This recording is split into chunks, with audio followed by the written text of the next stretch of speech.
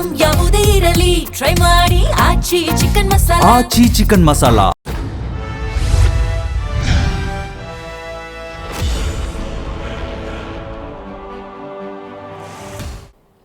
ನಮಸ್ಕಾರ, ವಿಶೇಷ ಕಾರ್ಯಕ್ರಮಕ್ಕೆ ಸ್ವಾಗತ. ನಾನು ಸಿಂಚನಾ. ನಿನ್ನೆ ಒಂದು ರಣರೋಚಕ ಪಂದ್ಯಕ್ಕೆ ನಾವೆಲ್ಲರೂ ಸಾಕ್ಷಿಯಾದ್ವಿ. ಎಲ್ಲರ ಆಸೆಯಂತೆ ನಮ್ಮ ಭಾರತ ತಂಡ ಗೆದ್ದು ಸೆಮಿಫೈನಲ್ಸ್ಗೆ ಎಂಟ್ರಿ ಕೊಟ್ಟಿದೆ. ಹೇಗಿತ್ತು ನಿನ್ನೆ ಮ್ಯಾಚ್? ಜೊತೆಗೆ ಸಂಜು ಆರ್ಭಟ ಹೇಗಿತ್ತು? ವೆಸ್ಟ್ ಇಂಡೀಸ್ ಎಡವಿದ್ದಿಲ್ಲಿ? ಈ ಎಲ್ಲದರ ಬಗ್ಗೆ ಇವತ್ತು ಮಾತಾಡೋಣ. ಇದೇ ಹೊತ್ತಿನ ವಿಶೇಷ T20 ಕ್ರಿಕೆಟ್ ವಿಶ್ವ ಸಮರ.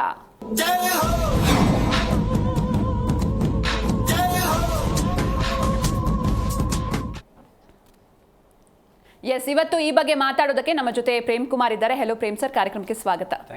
ಹಾಗೆ ಮಲ್ಲಿಕಾರ್ಜುನ್ ಪಾಟೀಲ್ ಕೂಡ ಜಾಯ್ನ್ ಆಗಿದ್ದಾರೆ. ಹೆಲೋ ಪಾಟೀಲ್ ಸರ್, ಕಾರ್ಯಕ್ರಮಕ್ಕೆ ಸ್ವಾಗತ. ಎಸ್, ಮೊದಲನೇದಾಗಿ ಪ್ರೇಮ್ ಸರ್, ನಿನ್ನೆ ಸಂಜು ವೈಭವ ಹೇಗಿತ್ತು? ಜೊತೆಗೆ ಯಾವಾಗ ವೆಸ್ಟ್ ಇಂಡೀಸ್ ಅವರು 195 ಹೊಡಿತಾರೆ ಆಗ ನಮ್ಮ ಭಾರತ ತಂಡ ಗೆಲ್ಲುತ್ತೆ ಅಂತ ಅನ್ಕೊಂಡಿದ್ರ ಹೇಗೆ? ಒಂದು ಮೇಡಮ್, ಗೆಲ್ಲತ್ತೆ ಅಂತ 100% ಅನ್ಕೊಂಡಿದೀವಿ. ಯಾವಾಗ ಅಂತ ಹೇಳಿದ್ರೆ ಟಾಸ್ ಗೆದ್ದ ಮೇಲೆ. ಬಟ್ ಯಾರು ಒಳ್ಳೆ ಪ್ರದರ್ಶನ ನೀಡ್ತಾರೆ ಅನ್ನೋದು ಕ್ವಶನ್ ಮಾರ್ಕೆ ಇತ್ತು. ಎಲ್ಲಿವರೆಗೂ ಆರಂಭಿಕರು ಬಂದು ಕಣಕ್ಕೆ ಇಳಿದು ಅವ್ರೇನ್ ಭದ್ರ ಬುನಾದಿ ಹಾಕೊಡ್ತಾರೋ ಅಲ್ಲಿಗೆ ನಮಗೆ ಆರಂಭಿಕ ಅಂದ್ರೆ ಒಂದು ಮೊದಲ ಶಾಟ್ ಇಂದನೇ ನೋಡೋದಾದ್ರೆ ನಾವು ಮೊದಲ ಅವ್ರ ಆರಂಭ ಹೇಗಿತ್ತು ಅಂತ ಹೇಳಿದ್ರೆ ಕಾನ್ಫಿಡೆಂಟ್ ಆಗಿತ್ತು. ಜೊತೆಗೆ ಬ್ಯಾಟ್ ಕೈಯಿಂದ ತಿರುಗ್ತಾ ಇರಲಿಲ್ಲ ಎಂದಿನಂತೆ. ಅದೇ ಪ್ರಾಬ್ಲಮ್ ಆಗ್ತಿತ್ತು ಸಂಜುಗೆ. ಜೊತೆಗೆ ಅವರ ಶಾರ್ಟ್ ಸೆಲೆಕ್ಷನ್ ಎಲ್ಲವೂ ಕೂಡ ಕ್ಲಿಯರ್ ಆಗಂಗಿದ್ರೆ ಮಾತ್ರ ಸೆಲೆಕ್ಟ್ ಮಾಡ್ತಾ ಇದ್ರು, ಇಲ್ಲ ಅಂದ್ರೆ ಸ್ಕ್ರೀಸ್ ರೋಟೇಟ್ ಮಾಡ್ತಾ ಇದ್ರು. ಆ ಚಾಣಾಕ್ಷತನದಿಂದ ಎಲ್ಲರಿಂದ ಟೀಕೆ ಗುರಿ ಆಗಿದ್ರು. ಇವರೊಂದು 23 ಹೊಡಿತಾರೆ, 20 ಹೊಡಿತಾರೆ, ಹೋಗ್ತಾರೆ, ದೊಡ್ಡ ಮೊತ್ತವನ್ನು ಪೇರ್ಸಲ್ಲ ಅಂತ ಹೇಳ್ಬಿಟ್ಟು. ಒಂದ್ ಕಡೆಗೆ ಸಂಜು ಸ್ಯಾಮ್ಸನ್ ಅವರ ವೈಫ್ ಒಂದ್ಸಾರಿ ಹೇಳಿರ್ತಾರೆ ಅವರಿಗೆ, ಅದು ಕೂಡ ನಿನ್ನೆ ಅದನ್ನ ನೆನ್ಪು ಮಾಡ್ಕೋತಾರೆ ಸಂಜು. ಅಂದ್ರೆ ಕಷ್ಟಗಳು ಬಂದಾಗ ನಾವು ಆ ಕಷ್ಟಗಳಿಗೆಲ್ಲವಕ್ಕೂ, ಟೀಕೆಗಳು ಬಂದಾಗ ಆ ಟೀಕೆಗಳೆಲ್ಲವಕ್ಕೂ ನಾವು ಸಿಂಚನ ಒಂದು ದೊಡ್ಡ ವೇದಿಕೆ ಮೇಲೆ ಉತ್ತರ ಕೊಡಬೇಕು ಅಂತ ಅವರ ಪತ್ನಿ ಹೇಳಿದ್ರು.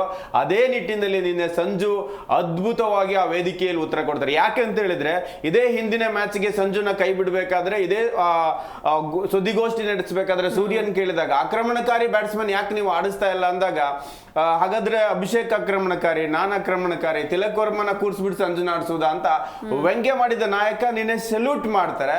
ಇಡೀ ದೇಶ ಕೂಡ ಸಂಜುಗೆ ಸೆಲ್ಯೂಟ್ ಮಾಡುತ್ತೆ. ಎಲ್ಲರ ಸ್ಟೇಟಸ್ ಅಲ್ಲೂ ಕೂಡ ಸಂಜು, ಎಲ್ಲರ ಬಾಯಲ್ಲಿ ಸಂಜು. ಯಾಕಂದ್ರೆ ದೇಶಕ್ಕಾಗಿ ಆಡಿದಾಗ ಈ ಹೆಮ್ಮೆ ಖಂಡಿತ. ಅದೇ IPL ಅಂದಾಗ ಸಹಜ ಹೊಡಿಬಡಿ ಆಟ. ನಿನ್ನೆ ಅವರೊಬ್ರು ನಿನ್ನೆ ಸಾಥ್ ಕೊಡದೆ ಹೋಗಿದ್ರೆ ನೋಡಿ, ನಮ್ಗೆ ಅಭಿಷೇಕ್ ಶರ್ಮಾ ಫೀಲ್ಡಿಂಗ್ ಮಾಡ್ಲಿಲ್ಲ, 2 ಒಳ್ಳೆ ಕ್ಯಾಚ್ ಬಿಟ್ರು. ಬ್ಯಾಟಲ್ ಆದ್ರೂ ಉತ್ತರ ಕೊಡ್ತಾರೆ, ಅದೆಲ್ಲ ಕಂದ್ಕೊಂಡ್ರೆ 10 ರನ್. ಹಾಗೇನ್ ಕಿಶನ್ ಬರ್ತಾರೆ, ತುಂಬಾ ಚೆನ್ನಾಗಿ ಸಂಜು ಆಡ್ತಿರ್ಬೇಕಾದ್ರೆ ಸ್ಕ್ರೀಸ್ ರೊಟೇಟ್ ಮಾಡ್ಬೇಕಿತ್ತು. ಯಾಕಂದ್ರೆ ಮೊದಲು ಬ್ಯಾಟ್ ಮಾಡಿದ ತಂಡ ಓಪನರ್ ಇಬ್ರು ತುಂಬಾ ಚೆನ್ನಾಗಿ ಸ್ಕ್ರೀಸ್ ರೊಟೇಟ್ ಮಾಡಿ ತುಂಬಾ ಒಳ್ಳೆ ಪಾರ್ಟ್ನರ್ಶಿಪ್ ಅಲ್ಲಿ 50 ರನ್ ವರೆಗೂ ಒಳ್ಳೆ ಆಟ ಆಡಿರ್ತಾರೆ. ಹಾಗಾಗಿ ಆ ಆಟವನ್ನು ಯಾರು ಕೂಡ ಚೇಜಿಂಗ್ ಅಂತ ಬಂದಾಗ ಆಡಲ್ಲ. ಸಂಜುಗೆ ಅವರು ಸಾಥ್ ಕೊಡಲ್ಲ, ಅವರು 10 ರನ್ನಿಗೆ ವಾಪಸ್ ಹೋಗ್ತಾರೆ. ನಾಯಕ ಜವಾಬ್ದಾರಿ ತಗೋಬೇಕಿತ್ತು ಆ ಸ್ಥಾನದಲ್ಲಿ. ಸಂಜು ಅಂತ ಚೆನ್ನಾಗಿ ಕಾನ್ಫಿಡೆಂಟ್ ಆಗಿ ಆಡ್ತಿರ್ಬೇಕಾದ್ರೆ, ಯಾಕಂದ್ರೆ ಎಲ್ಲಿಯೂ ರನ್ ರೇಟ್ ಬಿದ್ದು ಕೊಟ್ಟಿಲ್ಲ. ಅವ್ರಕಿನ್ನ ನಾವು 20 ರನ್ ಜಾಸ್ತಿನೇ ಬರ್ತಾ ಇದೀವಿ ಆರಂಭದಿಂದ. ಅದನ್ನ ಪ್ಲಾನ್ ಮಾಡಿ ಆಡ್ಕೊಂಡ್ ಬರ್ತಾ ಇದ್ರು. ಯಾಕಂತ ಹೇಳಿದ್ರೆ ವಿರಾಟ್ ಕೊಹ್ಲಿ ಚೇಜಿಂಗ್ ಅಲ್ಲಿ ಇದನ್ನೇ ಹೇಳ್ತಾ ಇದ್ರು ಸಿಂಚನ, ಯಾವತ್ತು ಡಾಟ್ ಬಾಲ್ಗಳು ಆಗ್ಬಾರ್ದು, ಸಿಂಗಲ್ಸ್ ಅಥವಾ ಡಬಲ್ಸ್ ತೆಗಿತಾ ಇರಬೇಕು. ಬೌಂಡ್ರಿ 6 ಮಧ್ಯೆ ಬರುತ್ತೆ. ಡಾಟ್ ಬಾಲ್ ಯಾವ ತಂಡ ಕಮ್ಮಿ ಮಾಡುತ್ತೋ ಅದು ಒಳ್ಳೆ ರನ್ ಅನ್ನು ಪೇರ್ಸುತ್ತೆ ಅಂತ. ಆ ನಿಟ್ಟಿನಲ್ಲಿ ನೋಡೋದಾದ್ರೆ ನಿನ್ನೆ ಆ ಒಂದು ಹಂತಕ್ಕೆ ಸಂಜು ಅದನ್ನೇ ಮಾಡ್ತಾ ಇದ್ರು. ಆದ್ರೆ ಸೂರ್ಯ ಕೂಡ ಸಾಥ್ ಕೊಡಲ್ಲ, ಮತ್ತದೇ ಪೆವಿಲಿಯನ್ ಪೆರೇಡ್ ನಡೀತಿ. ಈ ಹಂತಕ್ಕೆ ಎದೆಗುಂದದೆ ಬಂದೋರ್ ಜೊತೆಗೆಲ್ಲ ಪಾರ್ಟ್ನರ್ಶಿಪ್ ಮಾಡೋ ಕೆಲಸವನ್ನು ಮಾಡಿದ್ದು ಸಂಜು. ಹಾಗಾಗಿ ಸಂಜು ಆಟ ಅದ್ಭುತ. ಜೊತೆಗೆ ತಿಲಕ್ ವರ್ಮಾ ಕೂಡ ಎಲ್ಲೂ ನಿಧಾನಗತಿ ಬ್ಯಾಟಿಂಗ್ ಮಾಡಲ್ಲ, ಒಳ್ಳೆ ಬಿರುಸಿನ ಬ್ಯಾಟಿಂಗ್ ಮಾಡ್ತಾರೆ. ಅದಾದ್ಮೇಲೆ ಸಂಜು ಸೆಟಲ್ ನ ಅವ್ರಿಗೆಲ್ಲೂ ಬ್ರೇಕ್ ಮಾಡ್ಲಿಕ್ಕೆ ಆಗಲ್ಲ, ಅದ್ಭುತವಾಗಿ ಆಡ್ತಾರೆ. ಕಂಪೇರಿಟಿವ್ಲಿ ಯಾವ ಆಟಗಾರರು ಇಲ್ಲ. ವಿರಾಟ್ ಕೊಹ್ಲಿನ ನಿನ್ನೆ ಸಂಜು ಕೂಡ ಕೊನೆಗೆ ನೆನ್ಸ್ಕೊಂಡ್ರು.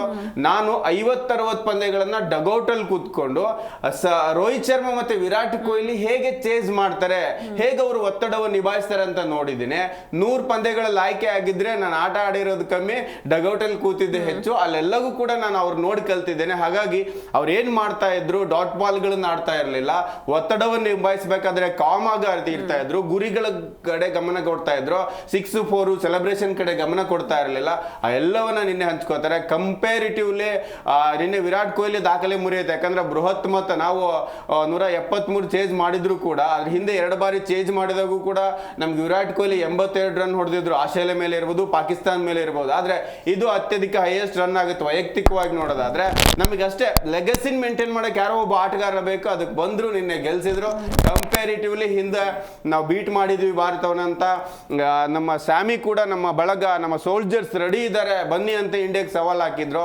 ಅಖಿಲ್ ಹಸ್ನೇನ್ ಒಂದು ಅಭಿಷೇಕ್ ಶರ್ಮಾ ಒಂದು ವಿಕೆಟ್ ತೆಗೆದು ಒಂದು ವ್ಯಂಗ್ಯವಾದ ಒಂದು ಈ ರೀತಿ ಒಂದು ಸಿಗ್ನಲ್ ಮಾಡ್ತಾರೆ ಸಿಂಚನ. ಅದಕ್ಕೆ ಉತ್ತರ ಕೊಟ್ಟಿದ್ದು ಸಂಜು ಎಂಡಿಗೆ.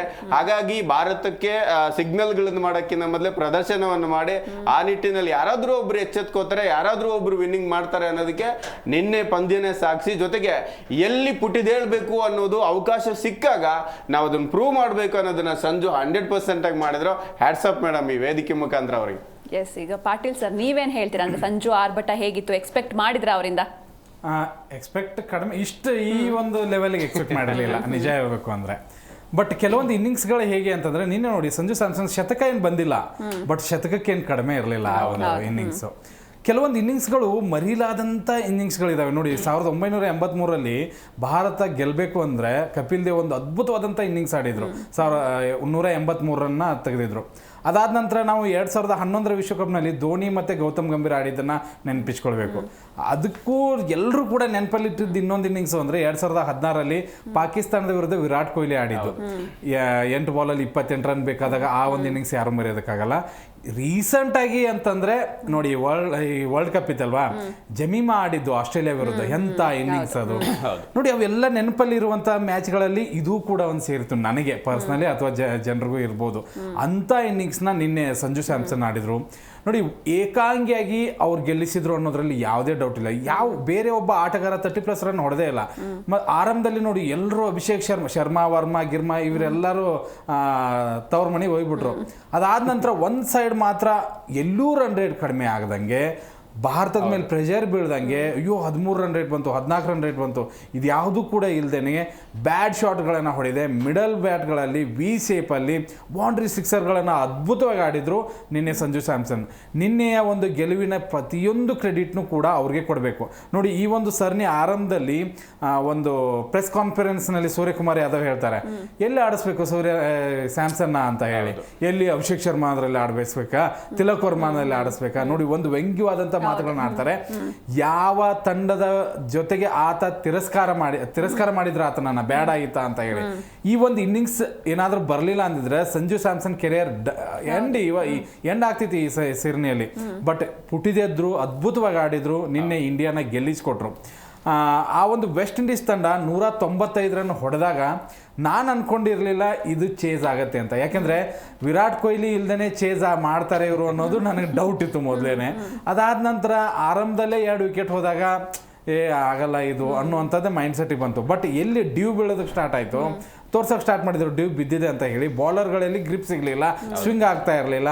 ಸಂಜು ಸ್ಯಾಮ್ಸನ್ ಅದನ್ನು ಅದ್ಭುತವಾಗಿ ಬಳಸ್ಕೊಂಡ್ರು. ಬಟ್ ಅಲ್ಲಿ ಒಂದು ಸ್ವಲ್ಪ ಕೈ ಹಿಡಿಬೇಕಾಗಿತ್ತು ನಾಯಕ, ಅವರು ಕೈ ಹಿಡಿಲಿಲ್ಲ. ಒಂದು ಕಡೆಗೆ ವಿಕೆಟ್ಸ್ಗಳು ಹೋಗ್ತಾನೆ ಇದೆ, ಇನ್ನೊಂದು ಕಡೆ ರನ್ ಬರ್ತಾ ಇದೆ. ಸಂಜು ಸ್ಯಾಮ್ಸನ್ ಬರೀ ನಿನ್ನೆ ಎಲ್ಲರೂ ನೋಡಿದ್ದೆ ಸಂಜು ಸ್ಯಾಮ್ಸನ್. ಬಟ್ ಆತ ಕೊನೆವರೆಗೂ ಕೂಡ ನಿಂತಿದ್ದು ನನಗೆ ಗಮನಾರ್ಹ. ನೀವು 70 ರನ್ ಹೊಡೆದು ಒಂದು ಸ್ಟೇಜಿಗೆ ತೊಗೊಂಡ್ಬಂದು ಓಕೆ ಹೋಗಿದ್ರು ಏನು ಅನಿಸ್ತಿರಲ್ಲ. ಬಟ್ ಕೊನೆಯ ಶಾಟ್ ಅವರೇ ಹೊಡೆದು ವಿನ್ ಮಾಡಿಸಿದೆಯಲ್ಲ, ಅದು ಮಾತ್ರ ನೋಡೋದಕ್ಕೆ ಖುಷಿ ಆಯಿತು. ಅದಾದ ನಂತರ ಅವ್ರ ಸೆಲೆಬ್ರೇಷನ್ನು, ಆ ಹೆಲ್ಮೆಟ್ನ ತೆಗೆದೋಗೋದು, ದೇವರಿಗೆ ಬೇಡ್ಕೊಂಡಿರೋ ರೀತಿ ನಿನ್ನೆ ಅದೊಂಥರ ರೋಮಾಂಚನಕಾರಿ. ನನಗೆ ವಿರಾಟ್ ಕೊಹ್ಲಿ ಆ ಪಾಕಿಸ್ತಾನದ ವಿರುದ್ಧ ಗೆದ್ದ ಮೇಲೆ ಆ ಸೆಲೆಬ್ರೇಷನ್ ಇದೆಯಲ್ಲ, ಅದೇ ನನಗೆ ನೆನಪಾಗಿದ್ದು. ಬಟ್ ನಿನ್ನೆಯ ಒಂದು ಮ್ಯಾಚ್ ಖಂಡಿತವಾಗ್ಲೂ ಈ ಒಂದು ವಿಶ್ವಕಪ್ ಜರ್ನಿ ಏನಿರುತ್ತಲ್ಲ ಅದರಲ್ಲಿ ಬೆಸ್ಟ್ ಇನ್ನಿಂಗ್ಸು. ಖುಷಿ ಆಯಿತು ನಿನ್ನೆ ನೋಡೋದಕ್ಕೆ. ಗೆದ್ದಿದ್ದು ಮಾತ್ರ ಖುಷಿ ಆಯಿತು. ಇನ್ನು ನೆಕ್ಸ್ಟ್ ಸೆಮಿಫೈನಲ್ ಹೋದ್ವಲ್ಲ, ಕೆಲವರು ಪಾಕಿಸ್ತಾನದ ಆಟಗಾರರು ಟಿವಿಲಿ ಕುತ್ಕೊಂಡು ಹೇಳ್ತಾ ಇದ್ರು ಭಾರತ ಸೆಮಿಫೈನಲ್ ಹೋಗಲ್ಲ. ಮೊಹಮ್ಮದ್ ಅಮೀರ್ ಹೇಳಿದ ಮಾತು, ಆತನನ್ನು ನಾನು ತುಂಬ ಇಷ್ಟಪಡ್ತಿದ್ದೆ. ಯಾಕಂದರೆ ಆತ ಕೊಹ್ಲಿನ ಹೊಗಳ್ತಿದ್ದ ಅನ್ನೋದಕ್ಕೆ. ಬಟ್ ಈ ಒಂದು ವಿಷಯದಲ್ಲಿ ದ್ವೇಷ ಮಾಡೋಂಗೆ ಮಾಡ್ಕೊಂಡು ಹೋಗೋದೇ ಇಲ್ಲ ಹಾಗೆ ಹೀಗೆ ಅಂತ ಹೇಳಿದ್ದ. ಬಟ್ ಅವ್ರ ಮುಖಕ್ಕೂ ಹಿಡ್ದಂಗೆ ಆಗಿದೆ ಈ ಮ್ಯಾಚು. ಭಾರತ ಒತ್ತಡವನ್ನು ನಿಭಾಯಿಸುತ್ತೆ. ಭಾರತ ನಂಬರ್ 1 ತಂಡ. ಭಾರತದ ವಿರುದ್ಧ ಯಾವುದೇ ತಂಡ ಇರಲಿ ಅದು ಹೆದರಬೇಕು. ಅದ್ರ ಜೊತೆಗೆ ಅತ್ಯುತ್ತಮವಾದಂಥ ಆಟಗಾರ ನಮ್ಮಲ್ಲಿ ಇದ್ದಾರೆ. ಒಬ್ಬರಲ್ಲ ಇನ್ನೊಬ್ರು ಸ್ಟಾರ್ ಹುಟ್ಟಾಗ್ತಾರೆ ಅನ್ನೋದಕ್ಕೆ ಈ ಪಂದ್ಯ ಸಾಕ್ಷಿ ಆಯಿತು ನಿನ್ನೆಗೆ. ಓಕೆ, ಇನ್ನು ಪ್ರೇಮ್ ಸರ್, ನಿನ್ನೆ ಅಂದರೆ ಭಾರತ ತಂಡದಲ್ಲಿ ಬೌಲಿಂಗ್ ಅಲ್ಲಿ ಎಡವಿದ್ರು ಅಂತ ಅನ್ಸುತ್ತೆ ನಿಮ್ಗೆ? ಯಾಕಂದ್ರೆ ಈ ಹಂತದಲ್ಲಿ 190+ ರನ್ ಕೊಟ್ಟಿದ್ದಾರೆ. ಸೊ ಎಲ್ಲಿ ಫೇಲ್ ಆಗ್ತಿದ್ದಾರೆ? ಒಂದು 190+ ಈ ವೆಸ್ಟ್ ಇಂಡೀಸ್ ತಂಡಕ್ಕೆ ದೊಡ್ಡ ಮೊತ್ತ ಅಲ್ಲ, ಆದ್ರೆ ಸಾಂಘಿಕ ಪ್ರದರ್ಶನ ಅಂತ ನಾವೇನ್ ಹೇಳ್ತೀವಿ ಸಿಂಚನ, ಬೌಲಿಂಗ್, ಬ್ಯಾಟಿಂಗ್, ಶಿಸ್ತುಬದ್ಧ ಫೀಲ್ಡಿಂಗ್, ಈ 3 ಕ್ಷೇತ್ರಗಳಲ್ಲಿ ಎಲ್ಲವೂ ಕೂಡ ಸಕ್ಸಸ್ ಆದ್ರೇನೆ ಸ್ಕೋರ್ ಕಡಿಮೆ ಆಗೋದು, ವಿನ್ನಿಂಗ್ ರೇಟು ಅದ್ಭುತವಾಗಿರೋದು. ಆದ್ರೆ ನಾವು ನಿನ್ನೆ ನೋಡ್ಬೇಕು ಕಳಪೆ ಕ್ಷೇತ್ರ ರಕ್ಷಣೆ. ವರುಣ್ ಚಕ್ರವರ್ತಿಗೆ ಬೋಲ್ ಹಿಡ್ಕೊಂಡು ಬೋಲ್ ಹಾಕೋದ್ ಬಿಟ್ರೆ ಫೀಲ್ಡಿಂಗ್ ಮಾಡಕ್ ಬರಲ್ಲ ಅಂತ ಸುಮ್ನೆ ದಬ್ಬಕ್ ಅಂತ ಮಲ್ಕೊಂಡ್ಬಿಡ್ತಾರೆ ಆ ಬೌಲ್ ಅಲ್ಲಿ, ರನ್ ಸೇವೇ ಮಾಡ್ತಾ ಇಲ್ಲ. ಅದನ್ನ ಹೇಳ್ತಾ ಇದ್ರು, ಬೂಮ್ರಾ ಏನ್ ಮಾಡ್ತಿದ್ಯಾ ನೀನ್ ಗ್ರೌಂಡ್ ಅಲ್ಲಿ ಅಂತ. ಆ ಬೋಲ್ ಹಿಡ್ಕೊಳ್ಳಲ್ಲ. ಇನ್ನು ನಿಮ್ಗೆ ಕ್ಯಾಚ್ ಅಂತ ಬಂದಾಗ ನಾವು ಎಷ್ಟೊಂದು ಗಲ್ಲಿ ಕ್ರಿಕೆಟ್ ಆಡ್ಬೇಕಾದ್ರೆ ಕ್ಯಾಚ್ ಪ್ರಾಕ್ಟೀಸ್ ಮಾಡ್ತೇವೆ. ಕ್ಯಾಚ್ ಎಷ್ಟು ಇಂಪಾರ್ಟೆಂಟ್, ಓಪನಿಂಗ್ ಪಾರ್ಟ್ನರ್ಶಿಪ್ ಬ್ರೇಕ್ ಆಗ್ತಿಲ್ಲ ಅಲ್ಲಿ, ಅಂತದ್ರಲ್ಲಿ ನೀವು ಸರ್ಕಲ್ ಅಲ್ಲಿ ಕ್ಯಾಚ್ ಎದ್ದವಾಗ ಸ್ಲೋಯರ್ ಒಂದು ಉತ್ತಮವಾಗಿ ಹಾಕಿದ್ರು ಒಬ್ಬ ಬೌಲರ್. ಯಾಕಂದ್ರೆ ಹೊಡಿಬಡಿ ದಾಂಡಿಗರಿದ್ದಾಗ ನೀವು ಬೌಲರ್ ನ ಆಡಿಸ್ಬೇಕು. ಯಾಕಂದ್ರೆ ಅಲ್ಲಿ ಬ್ರೆಂಡಮ್ ಕಿಂಗ್ ಬದಲಿಗೆ ರೋಜರ್ ಚೇಜ್ ಅನ್ನ ತಗೊಂಡ್ಬರ್ತಾರೆ ಅವರು. ಶಾಯ್ ಹೋಪ್ ಇಬ್ಬರು ಒಳ್ಳೆ ಕಾಂಬಿನೇಷನ್. ರೋಜ್ ಹತ್ರ ನೀವು ಸೇಜ್ ಹತ್ರ ಹೊಡಿಸ್ತಾ ಇದ್ದಾರೆ, ಶಾಯ್ ಹೋಪ್ ಸ್ಕ್ರೀಸ್ ರೋಟೇಟ್ ಮಾಡ್ತಿದ್ದಾರೆ. ಒಳ್ಳೆ ಪಾರ್ಟ್ನರ್ಶಿಪ್ ನ ಹೇಗೆ ಬ್ರೇಕ್ ಮಾಡೋದು ಅಂತ ಚಾಲೆಂಜ್ ಇರ್ಬೇಕಾದ್ರೆ ಒಳ್ಳೆ ಸ್ಲೋಯರ್ ಒನ್ ಅಲ್ಲಿ ನಿಮಗೆ ಬುಮ್ರಾ ವಿಕೆಟ್ ಎತ್ಕೊಡೋಕೆ ಅಂತ ಒಳ್ಳೆ ಕ್ಯಾಚ್ ನ ಕೈ ಬಿಡ್ತೀರಾ ಅಂತ ಹೇಳಿದಾಗ ಒಂದು ಬ್ಯಾಟಿಂಗ್ ಅಲ್ಲಿ ವೈಫಲ್ಯ, ಇನ್ನೊಂದ್ ಕಡೆಗೆ ಫೀಲ್ಡಿಂಗ್, ಅದಾದ್ಮೇಲೆ ಲಾಂಗಾನಿಗೆ ಹಾಕ್ತೀರಾ ನಿಮ್ಗೆ ಈಜಿ ಕ್ಯಾಚ್. ಅಲ್ಲೇ ಎಷ್ಟು ಒಳ್ಳೆ ಕ್ಯಾಚ್ ಅಂತ ಹೇಳಿದ್ರೆ ಅದನ್ನು ಅಭಿಷೇಕ್ ಶರ್ಮಾನೇ ಬಿಡ್ತಾರೆ. ನಿಮಗೆ ಇನ್ನೊಂದ್ ಕಡೆಗೆ ತಿಲಕ್ ವರ್ಮಾ ಲಾಂಗ್ ಆನ್ ಅಲ್ಲಿ, ಯಾಕಂದ್ರೆ ಚಿಕ್ಕ ಬೌಂಡ್ರಿ ಇದ್ದವಾಗ ನಿಮಗೆ 72 ನಮ್ಗೆ ಎಲ್ಲಿ ಸ್ಟ್ರೈಟ್ ಗೆ 75, ಆ ಕಡೆ ಈ ಕಡೆ ಎಲ್ಲ ನಿಮ್ಗೆ 62 52 ಇದೆ ಎರಡು ಕಡೆ. ಹಾಗಾಗಿ ನಿಮ್ಗೆ ಅಲ್ಲಿದ್ದಾಗ ಬೌಂಡ್ರಿ ಲೈನ್ ಇಂದಾನೆ ನೀವು ಫೀಲ್ಡಿಂಗ್ ಮಾಡಬೇಕು. ಅರ್ಧ ಸ್ಕ್ರೀಸಿಗೆ ಬಂದರೆ ಅದೇ ಕ್ಯಾಚ್ ನ ಸಿಮ್ರನ್ ಹೆಟ್ಮೇರ್ ಹೇಗೆ ಹಿಡಿಬೇಕು ಅಂತ ತಿಲಕ್ ವರ್ಮಾಗ್ ತೋರಿಸ್ಕೊಟ್ರು. ನೀವು ಮುಂದೆ ಬಂದು ಹೋಗಿ ಸುಮ್ಮನೆ ಒಂದು ಡೈ ಹೊಡೆದ್ರೆ ಕ್ಯಾಚ್ ಸಿಗಲ್ಲ. ಹಾಗಾಗಿ ಕಳಪೆ ಕ್ಷೇತ್ರ ರಕ್ಷಣೆ ಒಂದ್ ಕಡೆಗೆ. ಇನ್ನೊಂದ್ ಕಡೆಗೆ ಬೌಲಿಂಗ್ ಅಂತ ಬಂದಾಗ ನಾವು ವರುಣ್ ಚಕ್ರವರ್ತಿ ಮೇಲೆ ತುಂಬಾ ನಂಬಿಕೆ ಇಟ್ಕೊಂಡಿದ್ದೀವಿ. ಓಕೆ, ವಿಕೆಟ್ ತೆಗೆದುಕೊಟ್ರು ಒಂದು ವಿಕೆಟ್ ಅನ್ನೋದಾದ್ರೂ ಕೂಡ ಅವರು ದುಬಾರಿ ಆಗ್ತಿದ್ದಾರೆ ಒಂದ್ ಕಡೆಗೆ. ಇನ್ನೊಂದ್ ಕಡೆಗೆ ಹರ್ಷದೀಪ್ ಸಿಂಗ್ ಒಂದ್ ಓವರ್ ಚೆನ್ನಾಗಿ ಆಡಿಸ್ತಾರೆ, ಇನ್ನೊಂದು ಓವರ್ ದುಬಾರಿ ಮಾಡ್ಕೊಡ್ತಾ ಇದ್ದಾರೆ. ನಾವು ವೆಸ್ಟ್ ಇಂಡೀಸ್ ಅಂತ ಒಂದು ತಂಡದ ಮೇಲೆ ನಿಮಗೆ ನೋ ಬಾಲ್ ಪ್ಲಸ್ ವೈಡ್ ಗಳನ್ನ ಬ್ಯಾಕ್ ಟು ಬ್ಯಾಕ್ ವೈಡ್ ಗಳನ್ನ ಹಾಕಿದಾಗ ಅವರು ತಂಡ ತುಂಬಾ ಎಚ್ಚೆತ್ಕೊಂಡ್ಬಿಡ್ತಾರೆ. ಒಂದ್ ಹಂತಕ್ಕೆ ನಿಮಗೆ ಶಮ್ರಾನ್ ಹಿಟ್ಮೇರ್ ನ ಅತಿ ಹೆಚ್ಚು ಔಟ್ ಮಾಡಿರೋದೇ ನಿಮಗೆ ಒಂದು ವರುಣ್ ಚಕ್ರವರ್ತಿ, ಅದು ಬಿಟ್ಟರೆ 5 ಬಾರಿ ಔಟ್ ಮಾಡಿರೋದು ನಮ್ಮ ಬೂಮ್ರಾ. ಅದೇ ಕಾರಣಕ್ಕೆ ಅವ್ರು ಇಬ್ಬರನ್ನು ಅಟ್ಯಾಕ್ ಮಾಡಿಸ್ತಾರೆ. ಹೆಟ್ಮೇರ್ ಹೆಂಗೋ ಔಟ್ ಆದ್ರು. ನಂತರ ರುದ್ರಫೋರ್ಡ್ ಕೂಡ ಬೇಗನೆ ಹೋಗ್ತಾರೆ. ನಿಮಗೆ ಬಿಗ್ ಹಿಟ್ ಮಾಡುವ ಆಟಗಾರನ ಕಳ್ಸ್ಕೊಂಡಿದ್ರೆ ಬೇಗ. ಅದಾದ್ಮೇಲೆ ತಂಡದ ಒಟ್ಟು ಮೊತ್ತ ಒಂದು 75 ಆಗತ್ತೆ ಅನ್ನೋ ನಿರೀಕ್ಷೆ ಇತ್ತು. ಯಾವಾಗ ನಿಮಗೆ 15 ಓವರ್ ಪ್ಲಸ್ ಆಗುತ್ತೋ, ಒಂದು ಓವರ್ ಅಲ್ಲಿ 19 ರನ್ 20 ಚಿಲ್ಲರೆ ಬರುತ್ತೆ. ಬರೀ 18 ಬಾಲಿಗೆನೆ ಅವ್ರು ಹೆಚ್ಚು ಕಮ್ಮಿ 23 ಬಾಲಿಗೆ ಇಬ್ರು ಪಾರ್ಟ್ನರ್ಶಿಪ್ 53 ರನ್ ಬರುತ್ತೆ ನಿಮಗೆ. ಈಗ ಹೋಲ್ಡರ್ ಮತ್ತೆ ಪೋವೆಲ್ ಆಡ್ತಿರ್ಬೇಕಾದ್ರೆ ಅಂಥದ್ದೊಂದು ಜಾಸ್ತಿ ರನ್ ಬಂದಾಗ ನಿಮಗೆ ಆಬ್ವಿಯಸ್ಲಿ 200 ರನ್ ಆಗೇ ಆಗುತ್ತೆ. ಎಲ್ಲೋ ಡೆತ್ಗೆ ನಿನ್ನೆ ತುಂಬಾ ಚೆನ್ನಾಗಿ ಬೌಲಿಂಗ್ ಉಳಿಸ್ಕೊಂಡಿದ್ರು. ಎಲ್ಲ ಡೆತ್ ಸ್ಪೆಷಲಿಸ್ಟ್ ಅಂತ ನಮಗೆ ಇರೋದೇ ಹರ್ಷದೀಪ್ ಸಿಂಗು, ಬೂಮ್ರಾ ಹೇಳಿ ಕೇಳಿ ತುಂಬಾ ಚೆನ್ನಾಗಿ ಬೌಲ್ ಮಾಡಿದ್ರು. ನಿನ್ನೆ ಎಕಾನಮಿಲಿ ಬೌಲಿಂಗ್ ಮಾಡೋದೇ ನಮ್ಮ ಇಂಡಿಯಾದಲ್ಲಿ ಅವ್ರು ಒಬ್ರೆ. ಹಾಗಾಗಿ ಅವ್ರ ಬೌಲಿಂಗ್ ತುಂಬಾ ಚೆನ್ನಾಗಿತ್ತು. ಒಂದ್ ಕಡೆಗೆ ಕುಲ್ದೀಪ್ನ ಆಡಿಸ್ಬೇಕಾ ಅಥವಾ ಹಿಂದಿನ ಮ್ಯಾಚ್ ಅಲ್ಲಿ ತುಂಬಾ ಚೆನ್ನಾಗಿ ಆಡಿದ್ದಕ್ಕೆ ಹರ್ಷದೀಪ್ ಆಡಿಸ್ಬೇಕಾ ಅನ್ಕೊಂಡ್ರೆ ಹರ್ಷದೀಪ್ ನಿನ್ನೆ ಫ್ಲಾಪ್ ಆಗಿದ್ದಾರೆ. ಈ ಲೆಕ್ಕಾಚಾರವನ್ನ ಇದೇ ಡೆತ್ ನ ನಾವು ನೋಡೋದಾದ್ರೆ ನಮಗೆ 15ನೇ ಓವರ್ ನಂತರನೇ ಸಿಂಚನ ರನ್ ಬಂದಿರೋದು. ಇನ್ನ ಸೆಮಿಫೈನಲ್ ವಿಚಾರದಾಗ ನಾವು ಮಾತಾಡೋದಾದ್ರು ಈ 15ನೇ ಓವರ್ ನಂತರ ಬರುವ ಆಟಗಾರರೇ ಇಂಗ್ಲೆಂಡ್ ಅಲ್ಲಿ ಫಾರ್ಮ್ ಅಲ್ಲಿ ಇರೋದು. ನಿಮಗೆ ಸಾಲ್ಟ್ ಆಗಿರ್ಬೋದು, ಹಾಗೇನೆ ನಮ್ಗೆ ಓಪನಿಂಗ್ ಬರುವಂತಹ ಬಟ್ಲರ್ ಆಗಿರ್ಬೋದು ಫ್ಲಾಪ್ ಶೋ ನಡೆಸ್ತಿದ್ದಾರೆ. ಮಧ್ಯಮ ಕ್ರಮಾಂಕದಲ್ಲಿ ಹ್ಯಾರಿ ಬ್ರೂಕ್, ಹಾಗೇನೆ ನಮ್ಗೆ ಮಧ್ಯಮ ಕ್ರಮಾಂಕದಲ್ಲಿ ಆಡುವ ಆಟಗಾರರಲ್ಲಿ ವಿಲ್ ಜಾಕ್ಸ್, ಇವರೇ ಫಾರ್ಮ್ ಅಲ್ಲಿ ಇರೋದು. ಹಾಗಾಗಿ ನೀವು ಡೆತ್ ಆಡಿಸ್ಬೇಕಾದ್ರೆ ವಿಲ್ ಜಾಕ್ಸ್ ಬರದೇ ಎಂಡಿಗೆ ಬರ್ತಾರೆ. ಈ ತರದ ಬೌಲಿಂಗ್ ಮಾಡಿದ್ರೆ ಸೆಮೀಸ್ ಅಲ್ಲಿ ತುಂಬಾ ಕಷ್ಟ ಆಗುತ್ತೆ. ಹಾಗಾಗಿ ಈ ತಪ್ಪುಗಳನ್ನ ಆದಷ್ಟು ಕಮ್ಮಿ ಮಾಡಬೇಕು. ಫೀಲ್ಡಿಂಗ್ ಅಂತ ಬಂದಾಗ ಮೇಡಮ್ ನಾವು ಮಹಮ್ಮದ್ ಕೈಫ್, ಯುವರಾಜ್ ಸಿಂಗ್ ಇರ್ಬೋದು, ನಮಗೆ ಜಡೇಜಾ, ವಿರಾಟ್ ಕೊಹ್ಲಿ ಅಂತ ಆಕ್ರಮಣಕಾರಿ ಫೀಲ್ಡರ್ ನ ನೋಡಿ ಈಗ ಈ ತರ ಕ್ಯಾಚ್ ತುಪ್ಪಕ್ಕಂತ ಬಿಟ್ಟಾಗ ಭಾರಿ ಬೇಜಾರಾಗತ್ತೆ. ನಿಜಕ್ಕೂ ತಂಡದ ಕ್ಯಾಚು ಒಬ್ಬ ಬೌಲರ್ ಮೇಲೆ ಪರಿಣಾಮ ಬೀರುತ್ತೆ. ಬಿಗ್ ಹಿಟ್ಟರ್ಸ್ ಎದುರುಗಡೆ ಇದ್ದಾಗ ಕ್ಯಾಚ್ ಮಿಸ್ ಮಾಡಿದ್ರೆ ನಿಜ ಅದರಲ್ಲೂ ಕೂಡ ಕಂಟ್ರೋಲ್ ಆಯ್ತು. ನನ್ನ ಪ್ರಕಾರ 220 230 ಹೋಗ್ಬಿಡುತ್ತೆ ಅನ್ಕೊಂಡಿದೀವಿ. ಒಂದು ಎಚ್ಚೆತ್ಕೋಬೇಕು ಎಲ್ಲ ಫೀಲ್ಡರ್ಸು ಫೀಲ್ಡ್ ಅಲ್ಲಿ ಬಾಲ್. ಯಾಕಂತ ಹೇಳಿದ್ರೆ ಮೇಡಮ್ ನಮ್ಗೆ ಹಿಂದೆ ರಿಂಕು ಲಾಂಗ್ ಆನ್ ಅಲ್ಲಿ ಫೀಲ್ಡಿಂಗ್ ಮಾಡ್ಬೇಕಾದ್ರೆ ಈ ಹಿಂದಿನ ಮ್ಯಾಚ್ ಅಲ್ಲಿ ನೋಡಿ ಯಾರು ನಮ್ಮ ಹಾರ್ದಿಕ್ ಪಾಂಡ್ಯ ವಿಕೆಟ್ ಸೆಲೆಬ್ರೇಷನ್ ಮಾಡ್ತಾ ಇರ್ತಾರೆ ಅಂದ್ರೆ ಅಲ್ಲಿ ಅದೇ ಫೀಲ್ಡರ್ ಹಿಡ್ಕೋತಾನೆ ಅನ್ನೋ ಗ್ಯಾರಂಟಿ. ಆದ್ರೆ ನಿನ್ನೆ ಸೆಲೆಬ್ರೇಷನ್ ಮಾಡಕೊಳ್ಳಿಲ್ಲ, ಆಲ್ರೆಡಿ ಬಿಟ್ರು ಅಭಿಷೇಕ್ ಶರ್ಮಾ 2 ಬಾರಿ ಕ್ಯಾಚ್. ಹಾಗಾಗಿ ಒಂದು ನಾವು ಇನ್ನು ಇದಕ್ಕಿಂತ ಹಿಂದೆ ನಮ್ದೇ ಡಗೌಟ್ ಅಲ್ಲಿ ಮಾತಾಡ್ಬೇಕಾದ್ರೆ ABD ವಿಲಿಯರ್ಸ್ ಇವರು ಯಾಕಂತ ಇವ್ರು ಹೇಳ್ತಾ ಇದ್ರು ನಮ್ಮ ಇದು ಸೌತ್ ಆಫ್ರಿಕಾದ ಆಟಗಾರರು ಹೇಳ್ತಾ ಇದ್ರು, ಒಂದು ನಾವು ಎಲ್ಲಿ ಭಯ ಪಡ್ತೀವಿ ಅಂತ ಹೇಳಿದ್ರೆ, ನಾವು ಬ್ಯಾಟಿಂಗ್ ಅಲ್ಲಿ ಭಯ ಪಟ್ಕೊಂಡು ಹೋದಾಗ ಬೇಗ ಡಕ್ ಆಗಿ ಬರ್ತೀವಿ. ಫೀಲ್ಡಿಂಗ್ ಮಾಡ್ಬೇಕಾದ್ರೆ ನಮ್ಗೆ ಏನಾದ್ರು ಭಯ ಅನಿಸ್ತಿದೆ ಅಂದ್ರೆ ಬಾಲ್ ನಮ್ಮನ್ನು ಹುಡ್ಕೊಂಡ್ ಬರ್ತದೆ ಅಂತ ಹೇಳ್ತಾ ಇದ್ರು ಡುಪ್ಲೆಸಿಸ್. ಅದೇ ತರನೇ ನಮ್ಮ ಅಭಿಷೇಕ್ ಶರ್ಮಾ ನೋಡ್ರಿ ನಂಗೆ ಅದು ರೈಟ್ ಅನಿಸ್ತು. ಬ್ಯಾಟಿಂಗ್ ಅಲ್ಲಿ ವೈಫಲ್ಯ ಕಾಣ್ತವ್ರೆ, ಫೀಲ್ಡಿಂಗ್ ಅಲ್ಲಿ ವೈಫಲ್ಯ ಕಾಣ್ತವ್ರೆ. ಆ ಭಯದಿಂದ ಅವ್ರು ಮುಕ್ತರಾಗಬೇಕು ನೆಕ್ಸ್ಟ್ ಮ್ಯಾಚಿಗೆ ಅಂತೇಳಿ ನಾನು ಹೇಳ್ತೇನೆ. ಯಾಕಂದ್ರೆ ಈ ರೀತಿಯ ಮಿಸ್ಟೇಕ್ ಮಾಡಿದಾಗ ಸೆಮೀಸ್ ಅಂತ ಹಂತದಲ್ಲಿ ಅವಕಾಶಗಳಿರಲ್ಲ. ಯಾಕಂದ್ರೆ ನಾವು ಈಗ ಸತತವಾಗಿ 3ನೇ ಬಾರಿ ಇಂಗ್ಲೆಂಡ್ ನ ಎದುರಿಸ್ತಾ ಇದೀವಿ. 2 ಬಾರಿನೂ ಅವ್ರ ಮೇಲೆ ನಾವು ಲಾಸ್ಟ್ ಬಾರಿನೂ ಗೆಲ್ಬೇಕಾದ್ರೂ ಅವ್ರ ಮೇಲೆ ಬಂದಿದೀವಿ. ಹಾಗಾಗಿ ಒಂದು ಹಂತಕ್ಕೆ 1 ಬಾರಿ ಸೋತಿದ್ರು ಕೂಡ 1 ಬಾರಿ ಈ ಒಂದು ಪ್ರದರ್ಶನ ನೋಡಿದ್ರೆ ಈ ಸರಿ ಅವ್ರದ್ದು ಓಪನಿಂಗ್ ಚೆನ್ನಾಗಿಲ್ಲ. ಮಿಡ್ಲ್ ಆರ್ಡರ್ ಹ್ಯಾರಿ ಬ್ರೂಕ್ ಆಡ್ತಾರೆ, ಕೊನೆಗೆ ಒಂದು ಫಿನಿಶ್ ಅಂತ ಬಂದಾಗ ವಿಲ್ ಜಾಕ್ಸ್ ತುಂಬಾ ಚೆನ್ನಾಗಿದ್ದಾರೆ. ಇನ್ ಬೌಲಿಂಗ್ ಅಂತ ಬಂದಾಗ ವಿಲ್ ಜಾಕ್ಸ್ ಬೌಲಿಂಗ್ ಚೆನ್ನಾಗಿ ಮಾಡ್ತಾರೆ. ಅದು ಬಿಟ್ಟರೆ ನಮ್ಗೆ ಅಂತ ದೊಡ್ಡ ಹೇಳ್ಕೊಳ್ಳೋಂತ ಬೌಲರ್ ಕೂಡ ಅಲ್ಲಿ ಕಾಣಿಸಲ್ಲ. ಹಾಗಾಗಿ ಕಂಪೇರಿಟಿವ್ಲಿ ಯಾವುದೇ ತಪ್ಪು ಮಾಡಿದ್ರೆ ಸೆಮೀಸ್ ಅಲ್ಲಿ ಗೆಲ್ಬಹುದು. ಈಗ ಮಾಡಿರೋ ತಪ್ಪು ಗೆದ್ರೂ ಪರವಾಗಿಲ್ಲ, ಇವ್ರೇನಪ್ಪ ಗೆದ್ದಿದ್ದಾರೆ ಟೀಕೆ ಮಾಡ್ತಾರೆ ಅಂತಾರೆ. ಫೀಲ್ಡಿಂಗ್ ಅಲ್ಲಿ ಒಂದ್ ಸ್ವಲ್ಪ ಎಚ್ಚೆತ್ಕೋಬೇಕು, ಬೌಲಿಂಗ್ ಅಲ್ಲಿ ಚೇಂಜಸ್ ಅನ್ನ ಕಾಣಲೇಬೇಕಾಗುತ್ತೆ ಸಿಂಚನ. ಓಕೆ, ಇನ್ನು ಪಾಟೀಲ್ ಸರ್, ನಿನ್ನೆ ನಾವು ನೋಡ್ತಾ ಹೋಗೋದಾದ್ರೆ ಅಭಿಷೇಕ್ ಶರ್ಮಾ ಆಗಿರ್ಬೋದು, ಇಶಾನ್ ಕಿಶನ್ ಎಲ್ಲರೂ ಕೂಡ ಫೇಲ್ ಆದ್ರು. ಆದ್ರೆ ಅಲ್ಲಿ ಸಂಜು ಅವರ ಹೋರಾಟದಿಂದ ನಮಗೆ ಗೆಲುವು ಸಿಕ್ತು. ಇದು ವೈಯಕ್ತಿಕವಾಗಿ ಸಂಜು ಅವರಿಗೆ ಎಷ್ಟು ಪ್ಲಸ್ ಆಯ್ತು, ಹಾಗೆ ಎಷ್ಟು ಜನರ ಕ್ರಿಕೆಟ್ ಕರಿಯರ್ ಅವರು ಉಳಿಸಿದ್ರು? ಖಂಡಿತ ಕೆರಿಯರ್ ಉಳಿಸಿದ್ರು. ಒಂದು ಫಸ್ಟು ಗೌತಮ್ ಗಂಭೀರ್ ಕೆರಿಯರ್ ಉಳಿಸಿದ್ರು, ಕೋಚ್ ಅವ್ರದ್ದು. ಅದಾದ ನಂತರ ಸೂರ್ಯಕುಮಾರ್ ಯಾದವ್ ಇವ್ರೇನಾದರೂ ನಿನ್ನೆ ಸೋತಿದ್ರೆ ಆ ಒಂದು ಕಳಪೆ ಪ್ರದರ್ಶನದಿಂದ ಅವ್ರ ರಾಜೀನಾಮೆ ಖಂಡಿತವಾಗ್ಲೂ ಕೊಡ್ತಿದ್ರೇನೋ ಗೊತ್ತಿಲ್ಲ. ಅದಾದ ನಂತರ ಅಭಿಷೇಕ್ ಶರ್ಮಾ ಅವ್ರ ಲೈಫು ನೋಡಿ, ಈ ಒಂದು ಟೂರ್ನಮೆಂಟಲ್ಲಿ ಅಟ್ಟರ್ ಫ್ಲಾಪ್ ಪ್ರದರ್ಶನ. ಕೇವಲ ಬ್ಯಾಟಿಂಗ್ನಿಂದ ಅಲ್ಲ, ಬಾಲಿಂಗ್ನಿಂದಲೂ. ಏಷ್ಯಾ ಕಪ್ನಿಂದನೂ ಕೂಡ ಅವರು ಕ್ಯಾಚ್ ಬಿಡ್ತಾನೆ ಇದ್ದಾರೆ. ಕ್ಯಾಚಸ್ ವಿನ್ ಮ್ಯಾಚಸ್, ಅದನ್ನು ಅರ್ಥ ಮಾಡ್ಕೋಬೇಕು. ಅವ್ರು ಒಂದು ಕ್ಯಾಚ್ ಬಿಟ್ಟಿದ್ದಕ್ಕೆ ನಿನ್ನೆ ಅವ್ರದ್ದು ಫಸ್ಟ್ ಪಾರ್ಟ್ನರ್ಶಿಪ್ 68 ಹೋಯ್ತು. ಅವರೇ ಏನಾದರೂ ಮೊದಲಿಗೇನೆ ಬ್ರೇಕಪ್ ಆಗಿದ್ರೆ ಒಂದು ಪಾರ್ಟ್ನರ್ಶಿಪ್ಪು 170 180 ಒಳಗಡೆನೆ ನಾವು ಕಟ್ಟಿ ಹಾಕ್ಬೋದಾಗಿತ್ತು. ಅದಾದ ನಂತರ ಇಶಾಂತ್ ಕಿಶನ್ ಬಗ್ಗೆ ಅಷ್ಟರ ಮಟ್ಟಿಗೆ ಏನಿಲ್ಲ, ಒಳ್ಳೆ ಬ್ಯಾಟಿಂಗ್ ಆಡಿದ್ದಾರೆ, ಬಟ್ ನಿನ್ನೆ ಪ್ರಾಬ್ಲಮ್ ಮಾಡ್ಕೊಂಡ್ರು.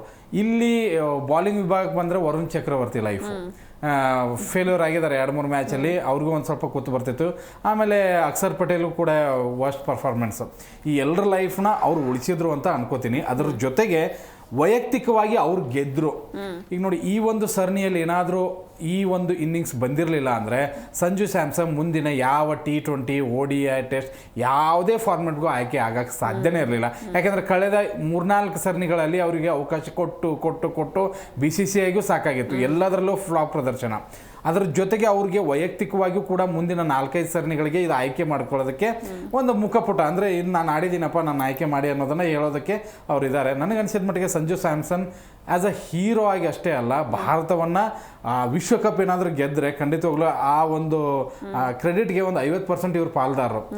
ಯಾಕೆ ಅಂತಂದರೆ ನಾನು ಆವಾಗಲೇ ಹೇಳಿದೆ, ಜಮೀಮಾ ಆಸ್ಟ್ರೇಲಿಯಾ ವಿರುದ್ಧ ಆಡಿದಂಥ ಇನ್ನಿಂಗ್ಸಿಂದನೇ ನಾವು ಆಸ್ಟ್ರೇಲಿಯಾ ವಿರುದ್ಧ ಗೆದ್ವಿ.